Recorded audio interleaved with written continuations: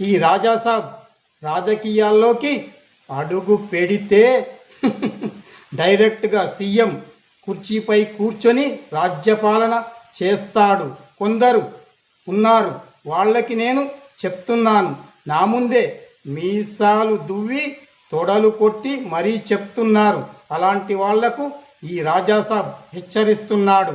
మీసాలు ఉండవు, తొడలు ఉండవు, జాగ్రత్త. మరి ఈ రాజాసాబ్ రాజ్యంలో ప్రతి ఒక్కరూ సుఖ సంతోషాలతో ఉండాలని కోరుకుంటాడు, అలానే చేస్తాడు. కొందరు అరాచక నాయకులు కేవలం బ్లాక్ మనీల కోసమే రాజకీయాల్లోకి అడుగు పెడుతున్నారు. మీరు చూసి అలాంటి వాళ్లకు ఓటు వేయండి.